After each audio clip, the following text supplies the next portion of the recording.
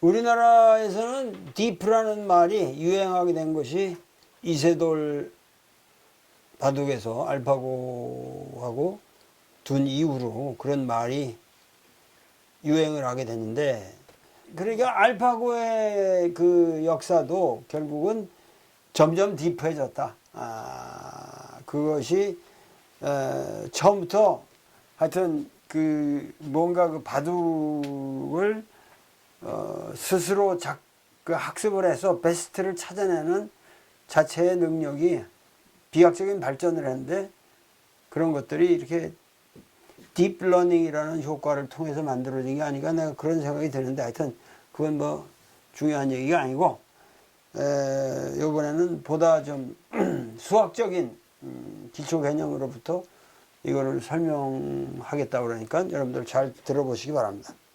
그 이번 시간부터는 이제 행렬 자체에 대해서 지금 우리가 인공신경망이라고 할 때 이제 중간 부분이 제일 중요하다고 그랬습니다. 그러면 그 행렬 자체가 어떤 또 그 자체로의 수학적 신비로움이 있는가, 그런 것에 대해서 조금 이제 기초적인 거 한번 이야기해 보겠습니다. 이게 직접적으로 지금 뭐 인공신경망하고 연관이 될 수도 있고 또 안 될 수도 있고, 그냥 행렬 자체의 이론만 가지고 조금 이야기를 해보겠습니다. 이런 쪽의 그 공부를 우리가 리니어 엘지브라라고 합니다. 이제 선형대수로, 우리말로는 이제 선형대수라고 하고요. 그냥 쉽게 이야기하면 행렬 이론입니다. 행렬 가지고 여러 가지 수학적인 거를 이제 풀어 나간다. 우리가 행렬 가지고 지금 많은 이야기들을 다 했지 않습니까? 전부 행렬이죠. 행렬 가지고, 행렬이 뭐 기껏해야지 뭐 직사각형에 들어있는 숫자들인데 그게 무슨 뭐 대단한 거냐. 이 자체로만으로도 너무 그 아름다움이 그 속에 포함되어 있고, 뭐 제가 할 수 있는 머리로도 이 정도 신비로움이 그 속에 들어있는데, 좀 깊이 생각할 수 있는 사람들은 많은 파생되어서 나올 수 있는 여러 가지 생각들이 있을 것 같아서 조금 다루어 보겠습니다. 이제 행렬 이야기를 할 때 우리가 이제 직사각형의 형태의 어떤 숫자들이라고 이렇게 이야기를 했습니다. 그리고 살짝 AI 쪽으로 다시 돌아보겠습니다. 그 입력 벡터가 어떤 게 있고 출력 벡터가 어떤 식으로 나온다고 할 때, 우리 이 행렬의 차원에 대해서 이야기를 했는데요. 몇 곱하기 m by n 행렬이다. 그럼 이게 m개의 행이 있고 n개의 행이 있다. 뭐 숫자로 한번 적어볼게요. 그냥 만약 10차원이 입력으로 들어오고 2차원의 출력이 나간다. 뭐 이런 행렬이 있다고 칩시다. 이렇게 길게 돼 있겠죠. 입력이 10차원, 출력으로 2차원. 근데 이런 거를 우리가 좀 또 반대로 뚱뚱하게 생긴 2차원이 입력이고 출력이 10차원도 될 수 있겠죠. 입력은 조금 들어오고 출력이 길게 들어올 수도 있겠죠. 위의 경우가 우리 인식하고 관련이 되어 있습니다. 인식. 그리고 이쪽은 어떤 행위와 관련이 되어 있다. 이렇게 생각하시면 됩니다. 인식이라는 것은 어떤 자연계의 어떤 정보를 가지고 우리 인식 체계 속으로 뭔가를 넣는 거죠. 잘 생각해 보시면 엄청난 그 변이가 있고 엄청난 복잡함이 있는 거죠. 우리가 뭐 시각적으로 본다고 생각해 보십시오. 우리가 보는 그 뭐 어떤 사물이 있는데 어떤 카메라를 본다, 가방을 본다 이렇게 할 때 정보적인 측면에서는 상상을 할 수도 없는 엄청난 데이터가 들어오는 거죠. 이게 설사 아날로그의 정보라면 그거는 뭐 거의 무한대고요. 그게 디지타이즈가 돼서 이렇게 쪼개진 그런 숫자 값으로 들어온다 치더라도 엄청난 정보가 우리한테 들어오는 거죠. 근데 기껏해야 우리 머릿속에서 생각하는 거는 엄청난 리덕션이 일어나는 거죠. 무슨 말씀인지 아시겠죠? 그냥 카메라다, 그냥 가방이다 이런 거지. 그게 0.1도가 기울어져 있고 어떤 빛이 어떤 상태고 모든 걸 우리가 기억하지 않습니다. 그러니까 어마어마한 차원의 축소가 일어나는 셈이죠. 인식을 할 때. 그러니까 지금 행렬의 스트럭처를 가지고 행렬의 크기, 구조를 가지고 우리가 어떤 용도로 쓰는가를 크게 나눠볼 수 있는 거죠. 반면에 우리가 반대의 경우를 생각해 봅시다. 우리가 여기서 뭐를 던지다, 영어로 throw 한다. 이 자체는 뭐 정보가 그렇게 있는 거 아니지 않습니까? 그냥 뭐 사전적으로 치면 뭐 10만 개 중에 하나 그냥 그냥 정보적으로는 던지다라는 개념 자체가 아주 그냥 조그마한 정보죠. 근데 우리가 실제로 그 던짐을 행하는 행위는 이게 제가 10번을 던지든 100번을 던지든 1000번을 억만 번을 던지든 늘 달리 나오겠죠. 엄청난 정보가 여기서 나올 거지 않습니까? 그리고 또 예술 행위를 하는 것도 마찬가지입니다. 우리는 그냥 개념적으로 사람을 하나 그려서 그리고 좀 어떤 식으로 만들고 그 옆에 나무를 어떻게 해서 이런 식으로 아주 추상적으로, 사실 이 부분이 이제 추상 부분이에요. 추상 부분에서 이제 구체 부분으로 나가는 거죠, 사실 여기서. 그러면 차원이 엄청나게 높아질 수 있는 거죠. 그러니까 뭐 영어로 쓴다면 이제 아래쪽의 부분은 프로덕션에 해당되고 윗부분 아주 높은 차원의 그런 정보를 낮은 차원으로 차원 리덕션을 시키는 것을 이 부분을 이제 퍼셉션이라고 이야기할 수 있죠. 늘 그러는 건 아니지만 이렇게 크게 이 행렬의 이 차원이라고 그럽니다. 행과 열의 크기, 이걸 가지고 우리가 사람에 비추어서 이런 경우와 저런 경우를 생각해 볼 수도 있는 거죠. 이제 크기 가지고도 충분히 이런 이야기를 할 수 있습니다. 자, 그 다음 이제 행렬의 큰 차원에 대해서 처음 이야기를 했고요. 그 다음에 행렬 중에서 특이한 케이스를 우리가 이렇게 길쭉하게 생겼고 가로든 세로든 길쭉하게 생긴 행렬을 우리는 벡터라고 했습니다. 이렇게 세로로 길쭉한 행렬은 뭐죠?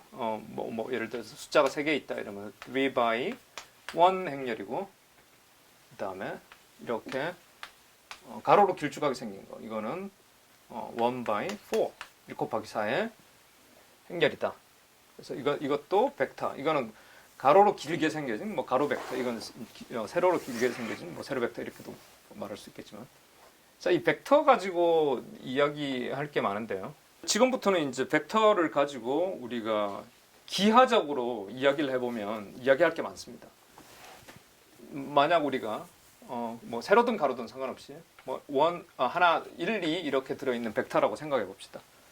그러면 우리가 이게 2차원에서 저 점을 하나 찍을 수 있는데요. 요거를 x라고 요걸 y라고 해서 1, 2를 어떻게 표현을 하냐면 2차원이죠. 이게 2차원. 2차원의 공간에서 이 벡터 하나를 어디다가 찍냐면 1,1에 2 이렇게 해서 이 점으로 표현을 할 수 있는 거죠. 그러니까 벡터를 기하적으로 표현을 할 때 표현을 하는 방법입니다. 이게. 자, 만약 우리가 3차원의 벡터를 1, 0, 마이너스 1이다. 뭐 x, y, z라고 할 때 이 3차원의 벡터는 이제 3차원에 찍어줄 수 있겠죠. 이렇게 3차원의 x, y, z 이렇게 해서 1, 여기다 1, y가 0이 되니까 여기겠죠. 그 다음에 z니까 마이너스 1이니까 여기 마이너스 1 이렇게 해서 입체로 표현하면 좀 그렇지만 이 점에 우리가 이 벡터를 표현할 수 있겠죠. 3차원상의 한 점, 여기 x축상의 1, y축상의 0, 그다음에 z축상의 마이너스 1, 요 점, 이 점, 이렇게 여기를 입체를 표현할 수 있는 이렇게 했는데, 여기네요. 잘못했네. 여기다가 우리 그 점을 표현할 수 있습니다. 한마디로 벡터는 어떤 크기의 벡터든지 간에 어떤 길이의 숫자 열이든지 간에 해당되는 길이만큼의 차원에다가 한 점으로 표현할 수 있다. 무슨 말씀인지 아시겠죠? 아무리 숫자가 많더라도, 이게 숫자가 100만 개 있더라도 100만 개의 숫자도 한 점이다. 벡터는 한 점이다. 하지만 그 숫자만큼의 차원에서의 한 점이다. 이게 중요한 겁니다. 제일 중요한 이야기입니다. 벡터는 한 점이다. 하지만 그 크기만큼의 차원 속에서의 한 점이다. 이거 뭐 계속 반복해도 지나침 없는 중요한 이야기입니다. 이제 우리가 이제 이 벡터의 특징에 대해서 좀 이야기할 건데, 이제 간단하게 좀 이 2차원 벡터 가지고 이걸 이제 차원이라고 합시다. 이 두 개가 있으니까 2차원. 2차원 속에서 표현할 수 있으니까 2차원의 한 점, 2차원 벡터를 가지고 이야기할 텐데요. 먼저 이제 제일 중요한 것 중 제일 기본적인 게 더하기죠. 벡터의 더하기는 뭔가? 그리고 그거의 기하학적인 그 해석은 어떻게 되는가? 그걸 보겠습니다.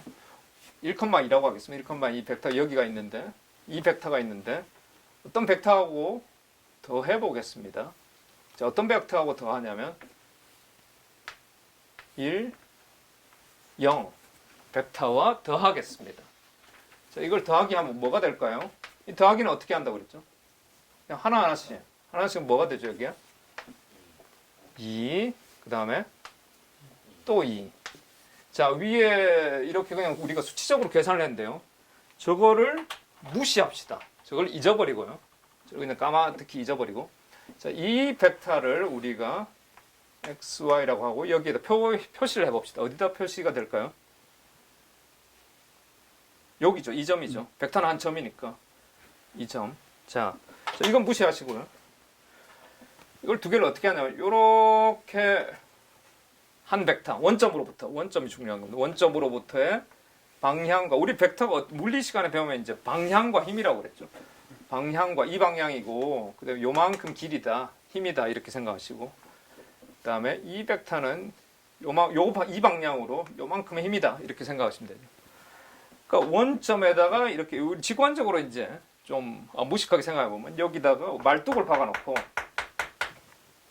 이쪽으로 말이 이만큼의 힘으로 가고 있고 이쪽으로 말이 이만큼의 힘으로 가고 있다고 생각할 때 이 힘은 어느 방향이겠습니까? 뭐 얼추 이쪽으로 가고 있겠죠.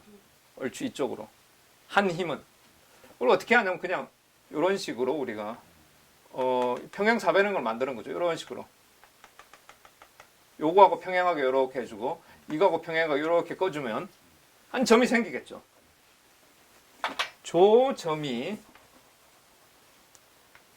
이렇게 그어줄 수 있습니다. 자, 그 점은 과연 무슨 점일까? 봅시다. 이래 보면 2죠. 여기 2 같아지는 거죠. 무슨 말씀인지 아시겠죠?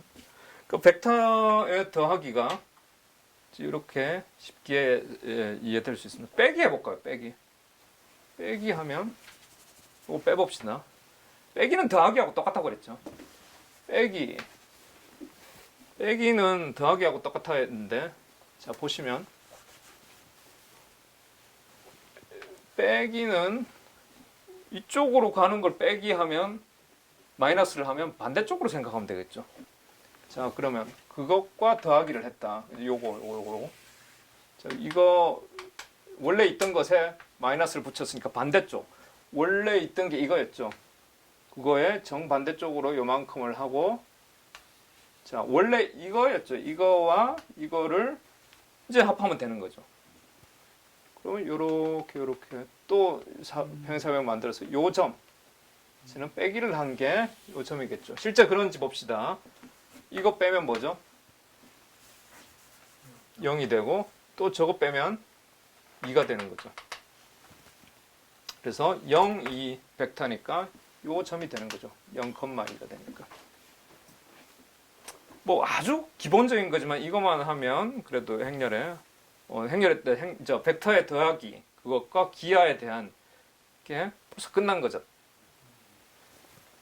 하나를 더 할 수 있는 시간이 있을까요?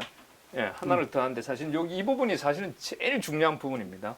자, 요게 이제 더하기고요. 벡터는 곱하기는 없습니다. 곱하기는 없습니다. 왜냐하면 보시면 예를 들어서 1 by 3라는 벡터와 자, 이런 벡터가 있다고 칩시다. 1 by 3, 1 곱하기 3의 벡터니까 1, 3, 5 이런 벡터가 하나 있고 그 다음에 1 by 똑같은 형태의 1 by 3, 4, 9, 7 이런 벡터가 있다. 두 개 곱해집니까? 안 곱해지죠. 여기 두 개가 같아야지 곱할 수 있는데 안 곱해지죠. 그래서 곱하기는 벡터의 곱하기는 없습니다. 그러니까 없다고 생각하시면 되고 벡터는 더하기만 있다 이렇게 생각하시면 되고요. 그러면 벡터에 대해서 하나가 있는데 이게 사실 제일 중요한 것 중에 하나인데 이너 프로덕트 하는 건데 이 벡터의 계산 중에서는 제일 중요하고 처음 배우는 사람들한테는 힘든 이야기입니다. 똑같이 부르기를 닷 프로덕트라고 부릅니다. 이거는 같은 형태의 두 벡터를 가지고 하는데 프로덕트라고 하는 거 보니까 곱하기 비슷한 거예요. 근데 어떤 식으로 하냐면 아까 이렇게 생긴 것과 이제 표시를 할 때는 여기 점을 찍습니다. 그래서 닷 프로덕트라고 해서 이렇게 크기가 똑같은 두 개를 이너 프로덕트 한다. 이 말이 무슨 말이냐면 아주 그냥 이론은 쉽습니다. 요거 세 개를 곱해서 더한다. 우리 행렬 곱할 때 저거 부분적으로 한 거 여기 있는 게 여기 있는 게 여기랑 곱해지고 뭐 이렇게 한다고 배웠죠. 마찬가지로 요 각각이 이제 하나하나가 다 곱해지고 더해진다 이렇게 생각하면 됩니다. 그러면 숫자는 뭐가 나오죠? 하나가 나오겠죠. 각각이 곱해져서 더해지니까 결국은 숫자 하나가 나오는 거죠. 무조건 원 바이 원 스케일러가 나오는 거죠. 그러니까 숫자 하나가 나옵니다. 이 경우는 반드시. 근데 이거를 이런 식으로 생각할 수 있지만 똑같은 거를 다르게도 생각할 수 있습니다. 어떻게 생각하냐면 이거를 살짝 우리가 이제 살짝 틀어서 어떻게 생각하냐면 이게 1 곱하기 3의 벡터죠. 요걸 살짝 틉니다. 이렇게 살짝 틀어가지고 이 세로 가로의 벡터를 세로로 만들어 버립니다. 이렇게 하면 이건 3 곱하기 1이 돼버리는 거죠. 두 개는 곱할 수 있는 거죠. 곱하면 뭐가 나오죠? 곱하면 곱해질 수 있죠. 이게 두 개. 그리고 결국은 같은 이야기죠. 사실은 같은 이야기. 이 두 개를 곱하는 방법은 이렇게 해서 곱하고 더하고 하는 거죠. 그래서 한 값이 나올 수밖에 없는 거죠. 그냥 예를 하나 들어서 우리가 연습을 해봅시다. 자, 1, 2, 그 다음에 3, 5 이거를 닷 프로덕트를 하라. 이것은 뭘까요? 이너 프로덕트를 하라. 그러면 이거는 3, 1은 3 하면 2, 5, 10 하면 13이죠. 13. 이렇게도 이야기할 수 있고 똑같은 말인데 1, 2 이것과 실제 곱하기를 하는 겁니다. 곱하기를 하되 이거를 안 맞춰주면 곱하기 안 되는 이 자체는 곱하기 안 되죠. 여기서 곱하기 하면 이거는 미친 거죠. 안 되죠. 이걸 어떻게 하냐면 길게 빼주고 3, 5 이 두 개는 곱해지죠. 왜냐하면 이게 1 by 2 그 다음에 2 by 1 이렇게 되니까. 그러면 이거 원래 곱하기의 정의상 요거 곱하고 요거 곱해서 더하라지 않습니까? 그래서 똑같이 13이 나오는 거죠. 자, 이 이너 아까는 이제 벡터의 더하기를 배웠습니다. 지금은 벡터의 이너 프로덕트에 대해서 이야기를 합니다. 근데 이것도 마찬가지로 아까 벡터의 더하기를 했을 때와 마찬가지로 기하적으로도 우리가 볼 수 있습니다. 기하적으로가 더 재밌고 이건 사실 이거 곱하기 하는 거 몰라도 됩니다. 기하적으로가 훨씬 더 재밌습니다. 그리고 이해가 빠르고 그래서 기하적으로 우리가 생각을 해보겠습니다. 벡터 예를 들어서 이런 벡터가 하나 있다. A라는 벡터가 하나 있고 이런 벡터가 B라는 벡터가 있다. 숫자 값은 제가 뭐 그냥 이야기를 안 하겠습니다. 근데 숫자가 두 개 있겠죠. 여기도 숫자 두 개 있고 두 개를 A, B A와 B의 이너 프로덕트는 정의상 이건 그냥 암기하시면 돼요. 정의상 어떻게 되냐면 여기를 수직으로 내려가지고 수직은 아시겠죠? 이렇게 내리면 수직은 아니죠. 이렇게 내리면 수직도 아니고 이렇게 여기 90도가 되도록 수직을 내리고 그 수직으로 내려진 것과 요것과 두 개를 길이를 곱하면 됩니다. 그게 정의입니다. 그거 하면 같이 나옵니다. 이 값이 나옵니다. 신기하게도. 그러면 진짜 그런지 한번 근데 아까 여기서 하나 더 해야 될게요. A, B인데 이렇게 해서 수직을 한다 그랬죠. 이쪽으로 수직을 해도 되고 이쪽으로 해도 됩니다. 똑같이 이걸 좀 연장선을 꺾고 이쪽으로 수직을 하고 그럼 여기도 하나 잠깐만요. 원래 있던 거 하나 그리고 조금 긴 거 하나 이 두 개의 곱도 되는 거죠. 어떤 쪽으로 수직을 하든 자기 자신과 또 떨어진 것과 두 개의 길은 잴 수 있죠. 길을 잴 수 있다면 그 두 길이를 두 개 곱한다. 이게 이너 프로덕트의 정의입니다. 기하학적인 정의입니다. 자, 이제 여기서 이제 조금씩 우리가 배워야 될 게 나옵니다. 그러면 저 길이 이런 것들은 뭐 수직을 내리고 이런 건 어떻게 계산을 하느냐 이 이야기가 나오겠죠. 이게 A이고 우리가 이게 B라고 할 때 이 수직으로 내려서 요 길이 이 길이는 과연 그러면 어떻게 구하는가? 이때 먼저 답부터 이야기하자면 우리가 이 길이를 알고 이 각도를 알면 각도 세타라고 합시다. 이 각도를 알면 요 길이를 구할 수 있습니다. 여기에 이제 삼각함수가 들어가는데요. 삼각함수 이야기를 할까요, 말까요? 삼각함수 요 길이를 알고 이 각도를 알 때 삼각함수를 알면 이제 이 길이를 구할 수 있는데 여기에 이제 삼각함수 이제 개념이 들어갑니다. 삼각함수 이야기를 좀 해야 되는데요. 삼각함수와 그 각도와 뭐 그런 것들은 어떻게 생각하면 가장 간단하냐면 우리가 여기서부터 산으로 올라간다고 생각해 봅시다. 저 산에 올라가는데 이 산에 올라가는 이 산까지 간 거리가 1이라고 생각해 봅시다. 그럼 우리가 궁금한 게 두 가지가 생기는데요. 우리가 산까지 올라간 게 1이다. 이건 정해진 거고 궁금한 게 그렇다면 우리가 어떤 각도로 산까지 올라갔는데 1까지 갔는데 궁금한 게 두 가지입니다. 얼만큼 높이 갔는가? 그리고 지면으로 봤을 때는 얼만큼 멀리 갔는가? 이걸 알고 싶어요. 그럴 때 이 각도를 우리가 세타라고 하면 이 얼만큼 높이 갔는가는 사인 세타입니다. 그리고 얼만큼 멀리 갔느냐 여기서부터는 코사인 세타입니다. 자, 이걸 먼저 우리가 산을 올라갔는데 그 길을 쭉 재보니까 우리가 1km를 간 거예요. 1km. 근데 몇 킬로를 올라갔느냐 해발에서부터 그거 재고 싶을 때는 그냥 사인 각도 이게 만약 찾아보면 되는 거죠. 계산해 보면 되는 거고. 그다음에 코사인 각도는 지금부터 그 밑에 평지에서 얼만큼 여기 갔느냐 이 두 질문이 제일 궁금한 거죠. 얼만큼 갔느냐, 얼만큼 멀리 갔느냐. 이럴 때 쓰이는 겁니다. 사인 코사인은. 근데 이때 이제 기초적으로 나오는 그런 각도들이 있는데 한두 개만 좀 외워놓으면 재밌습니다. 이게 만약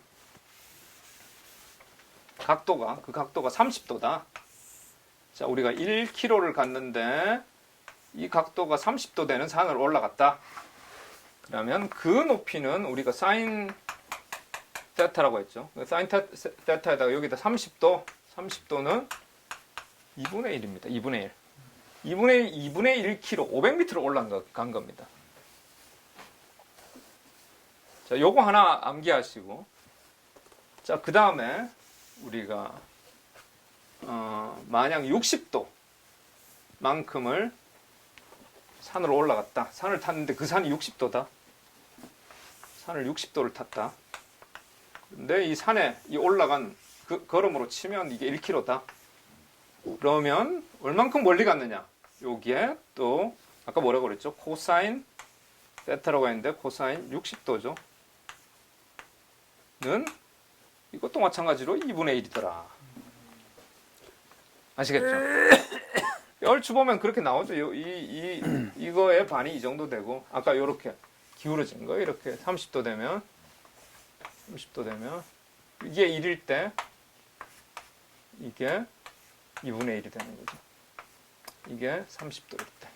또 이 정도만 외워놔도 뭐 많이 외워지는 거죠. 딴 것도 뭐 루트 나오고 있는 거 있는데 이 정도만 해놔도 뭐 많이 이해가 됩니다. 그리고 뭐 코사인 맷도 이런 거는 다 컴퓨터가 해주기 때문에 뭐 알려고 할 필요도 없고 대충 개념적인 거. 내가 산을 걸어갔는데 그게 1km를 걸어갔을 때 과연 얼만큼 높이가 갔는가가 그 각도에 해당되는 사인이고 얼만큼 지면에서 갔는지가 궁금할 때는 코사인 그 각도를 하면 나온다. 대표적인 각도가 이제 코사인 60도하고 사인 30도 뭐 이런 것들 가지고 이해를 할 수 있다. 그러면 자 여기까지 했죠. 그러니까 이너 프로덕트 하는데 이제 이게 필요한데요. 자 A라는 게 하나의 이제 벡터고 B라는 벡터가 있는데 아까 지면으로 가는 지면에서 얼만큼 갔는지는 이게 1이라고 쳤을 때 우리가 뭐라고 그랬죠? 이거는 코사인 여기 세타고 그러면 코사인 세타죠.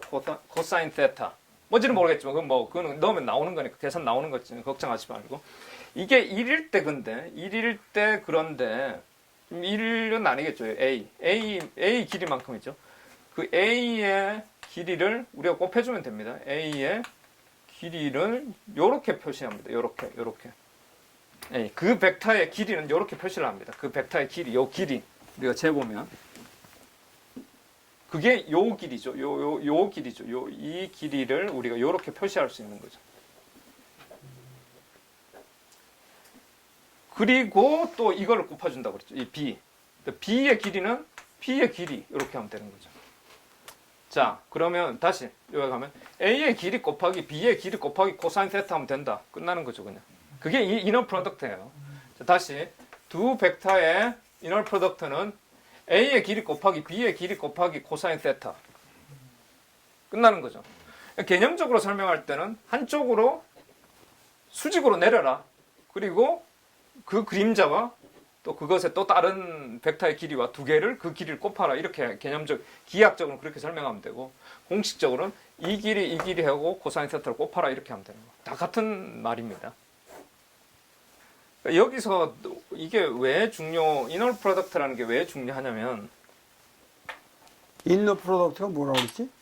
이너 프로덕트가 그냥 이겁니다. 그냥 이너 프로덕트가 이겁니다. 응? 이게 우리말로는 내적이라는 그런 말로 쓰이고요. 그냥 이너 프로덕트라는 게 그냥 더하기처럼 이 벡터를 처리하는 방법입니다. 그리고 정의는 이렇게 되고요. 인너 프로덕트가 네.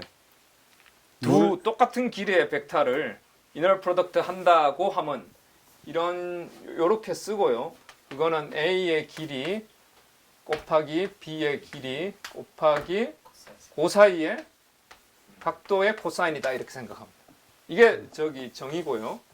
그리고 기하학적인 해석은 이거 길이 곱하기 다른 하나의 벡터를 자기한테로 수직으로 내려서 그 길이와 곱하면 된다. 그래서 이것과 이것의 길이를 곱하면 된다. 이렇게 생각하면 됩니다. 자, 그럼 또 하나 아까 이제 산 올라갈 때 우리 사인 코사인 할 때 하나 또 특이한 예를 하나 들어볼게요. 산을 올라가는데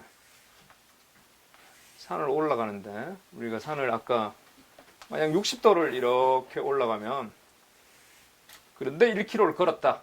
그러면 우리가 이 온 거리는 60도를 걷고 온 거리는 그 반이 된다고 그랬죠.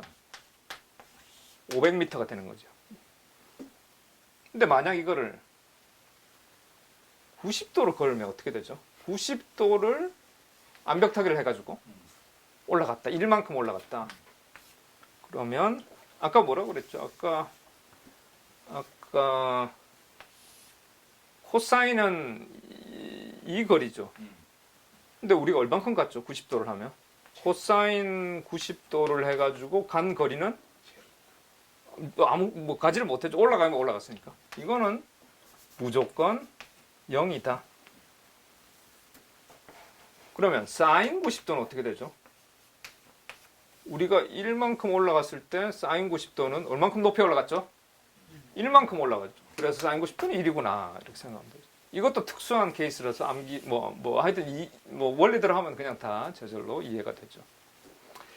이게 왜 중요하냐면 그 중에서도 우리는 이 부분이 중요합니다. 코사인 부분이 중요합니다. 왜냐하면 이너 프로덕트의 정의가 코사인이 들어가 있기 때문에. 왜 중요하냐면 여기서 잘 보세요. 자, 여기서 이너 프로덕트의 정의는 코사인 데이터가 들어간다는 거 이제 이해했죠? 자, 어떤 벡터가 두 개가 있는데 하나는 이렇고 하나는 이렇다. 하나는 이렇다. 근데 이게 90도다. 근데 여기 숫자가 여기 숫자가 이거 두 개를 우리가 이너 프로덕트 했다. 값이 뭐가 나올까요? 무조건 제로가 나오죠. 무조건. 여기에 0. 몇몇이 나오든 여기에 0.01 루트가 나오든 이게 한 바퀴 돌든 어떻든 간에 이게 90도가 되면 무조건 제로가 나온다는 거죠. 이게 어떻게 올라가든 이게 어떻게 가든 이게 이렇게 가고 이렇게 되든 무조건 제로가 나오는 게 보장이 된다는 거죠. 무슨 말씀인지 아시겠죠? 하나 해봅시다. 하나 우리가 간단하게 예를 들어서 해봅시다. 예를 들어서 그냥 여기 0.578 뭐 이런 거 하면 우리가 계산하기도 힘드니까 간단한 걸 해봅시다. 여기 하나 잡고 여기 하나 잡읍시다. 여기 이쯤에. 그럼 이거하고 이 벡터 A와 이 벡터 B와 A 두 개의 이너 프로덕트는 우리는 안 봐도 알죠. 이건 뭐죠? 제로. 왜냐하면 각도가 90도니까. 왜냐하면 코사인 세타 때문에. 이제 이거는 어느 정도 암기가 됐죠. 근데 해봅시다. 이게 이 벡터는 여기가 1이고 여기가 2라고 하면 A 벡터는 뭐죠? A는 뭐죠? 1, 0, 1. 그리고 B 벡터는 2, 0 이렇게 되죠. 두 개를 이너 프로덕트 한다는 건 어떻게 했죠? 이거 두 개 곱하고 이거 두 개 곱하고 더 한다고 그랬죠. 뭐 나오죠? 이거 두 개 곱하면 0. 이거 두 개 곱하면 또 0. 두 개 더하면 A하고 B의 이너 프로덕트는 자, 곱하기를 해봅시다. 0 곱하기 2죠. 0 곱하기 2. 그 다음에 1 곱하기 0 되죠. 더하기 1 곱하기 0 되죠. 는 0이 되는 거죠. 그러니까 이래도 답이 나오고 저래도 답이 나오고 그게 신기함인 거죠, 사실은. 그냥 이 정의, 이 이너 프로덕트를 하는 거를 어떻게 이렇게 저렇게 곱한다 이걸 해도 그 값이 나오고 이 기하학적으로 설명하는 것도 90도 여기 밑으로 쭉 내렸더니 이거 해보세요. 만약 우리가 벡터가 이거 한 개랑 이거 하고 이너 프로덕트 할 때 요거를 수직으로 내린다 그랬죠. 이걸 수직으로 내려봅시다. 길이가 뭐가 되죠? 0이잖아요. 그 0하고 이거하고 100번 곱해봤자 0이 나오는 거죠. 그러니까 이너 프로덕트라는 게 너무너무 중요합니다. 그러니까 이게 왜 또 중요한가? 이제 살짝 인공지능 쪽으로 살짝 나가보면 인공지능이라는 건 다 우리가 인공지능에 쓰이는 건 전부 다 정보라고 그랬죠.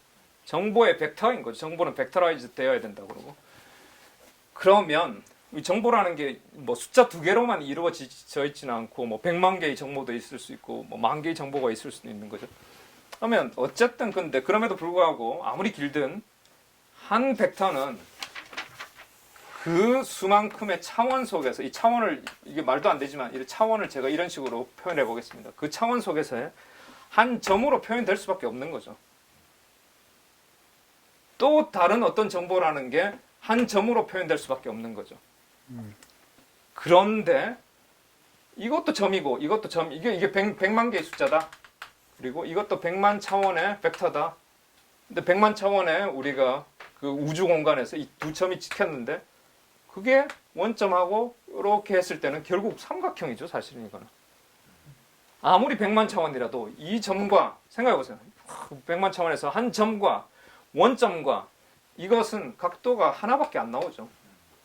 이 각도가 만약 우리가 90도다.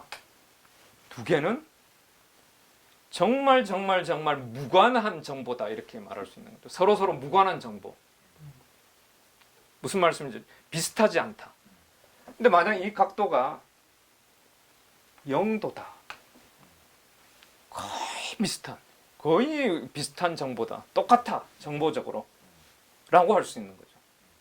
이 이야기는 조금 더 이제 나중에 더 구체적으로 이야기 나오겠지만, 정보가 얼마나 비슷하냐라는 게 이 부분이 설명해 줍니다. 그래서 인공지능에서도 아주 중요한 개념인데요. 이거를 일컬어서 코사인 시밀러리티라고 합니다. 시밀러리티. 코사인 세타 가지고 두 벡터의 시밀러한 정도를 우리는 메저할 수 있다. 단순한 거죠, 그냥. 벡터라는 것은 그 차원 공간에서 한 점으로 표현될 수 있고, 또 다른 벡터도 한 점으로 표현될 수 있고, 원점하고의 관계는 반드시 한 각을 만들어내죠. 그 각을 코사인에다 넣어버리면 90도일 때는 빵, 이게 0도일 때는 1 이렇게 나오는 거죠. 그러니까 얼마나 시밀러하냐는 것을 0과 1 사이 값으로 나타내는 거죠. 코사인 90도이면 시밀러한 정도가 0이다. 하나도 시밀러하지 않다. 뭐 하나도 같지가 않다? 비슷하지 않다. 정보적으로. 정보가 완전히 제로면? 예, 코사인이 90도가 되면 그거를 jes을 때 코사인 각도값이 90도가 나오면 정보적으로 완전 다르다. 정보가 다르다. 완전 다르다. 그러니까 우리가 이 정보와 연관이 전혀 안 된다. 그렇죠. 연관이 안 된다는 거. 이 정보와 저 정보를 우리가 orthogonal하다 이런 이야기를 씁니다. orthogonal하다. 전혀 correlation 상호 연관적이지 않다. 전혀 정반대에 서 있다. 이걸 orthogonal하다 이런 말을 하는데 그 말은 orthogonal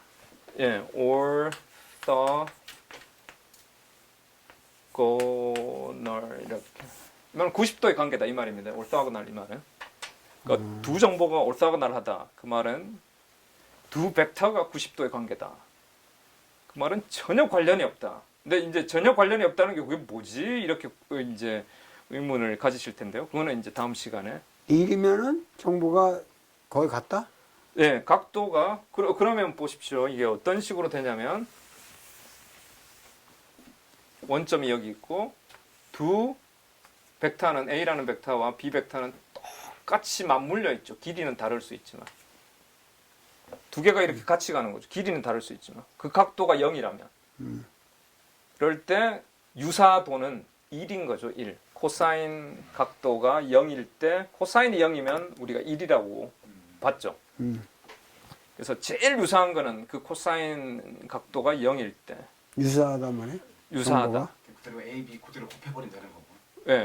예, 요 코사인 각도 가지고만 이야기를 합니다. 곱하는 건 더 이상 이야기하지 안 하고. 그래서 정보가 얼마나 유사하냐, 안 유사하냐를 이런 식으로 수량화할 수 있습니다. 그리고 더 이제 구체적으로 그 정보가 유사하다는 게 과연 뭘 의미하는지 그거는 다음 시간에 구체적인 예를 가지고 다루겠습니다. 야, 뭔가 좀 더 강의가 전문적으로 들어가는 것 같은데 나는 점점 어려워지는 것 같으나 이 강의를 듣는 여러분들께서는 보다 구체화되고 보다 명료해지는 느낌을 가지시리라 믿습니다. 하여튼 이 강의를 통해서 우리가 새로운 우리가 여태까지 접하지 못했던 새로운 세계, 특히 우리 문학도들한테 그리고 우리 철학도들 이런 인문학도들한테는 이렇게 숫자를 통해서 전개되고 있는 무한한 세계, 결국 그 피타고라스가 아주 심플한 숫자로부터 시작해서 우주 전체를 그 숫자의 신비로 풀으려고 했던 그 사람은 너무 과도하게 그렇기 때문에 수학에 미치게 되면 사람이 항상 신비주의자가 돼요. 그러니까 수학과 신비주의는 사실은 같아서는 아니 되는 건데 많은 사람들이 수학에 미치다 보면은 신비주의자가 되기도 합니다. 그러나 AI의 세계는 우리가 신비주의적으로 접근해서는 아니 되겠다. 끝까지 여러분들 rationality를 잃지 마시고 끝까지 여러분들 지력을 활용하셔서 이것을 이해하도록 노력해 보시기를 바라겠습니다. 오늘 강의는 이것으로 끝내겠습니다. 감사합니다.